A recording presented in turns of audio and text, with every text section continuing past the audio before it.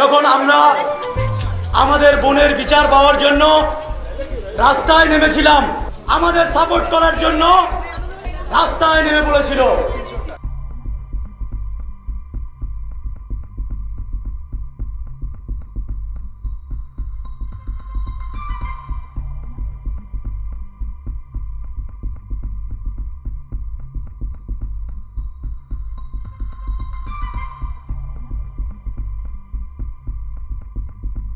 যে ভয়াবহ বন্যা পরিস্থিতি তৈরি হয়েছে, আমরা চিকিৎসক হিসেবে এই মানবিক জায়গাটাকে কখনোই এড়িয়ে যেতে পারি না। আমরা মনে করি যখন মানুষ একজন চিকিৎসক তার কর্তব্যের জায়গা থেকে মনে করে, সে তার কর্তব্যের জায়গা কোনোভাবে এড়িয়ে যেতে পারে না। যখন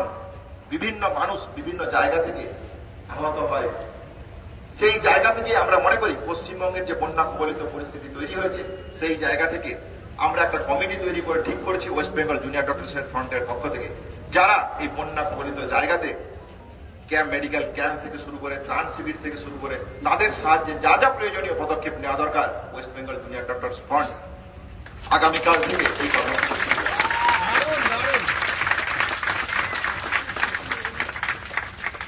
তাহলে এই বন্যা কবলিত মানুষদের জন্য ওয়েস্ট বেঙ্গল জুনিয়র ডক্টরস এর পক্ষ থেকে যে অভয়া ক্লিনিকের ডাক দিলাম, সেই অভয়া ক্লিনিক আমরা শুরু করছি। এর পাশাপাশি কলেজের বুকে যে অচলাবস্থা চলছিল, আমরা মনে করি এই ডাইরেক্টিভ পাওয়ার পর এবং আমাদের দাবি দাবার একটা অংশ এবং ন্যায় বিচারের দাবিতে আমাদের যে আন্দোলন চলছে, সেই জায়গা থেকে সিজি অভিযান যেমন হচ্ছে, সেই জায়গা থেকে আমরা পরিষ্কার সাধারণ মানুষের উদ্দেশ্যে কথা বলতে চাই। আমরা এসেন্সিয়াল সার্ভিস পরিষেবা শনিবার থেকে জুনিয়র ডাক্তারদের পক্ষ থেকে আমরা শুরু করছি। তারপরেও এ কথা আমি মনে করিয়ে দিতে চাই, রাজ্য প্রশাসন থেকে শুরু করে সিবিআইয়ের যে তদন্তের গতি প্রকৃতি, সেই জায়গা থেকে আমরা মনে করি আমাদের সুরক্ষা যতক্ষণ না সুনিশ্চিত হচ্ছে, এই অবস্থান মঞ্চ যেমন কাল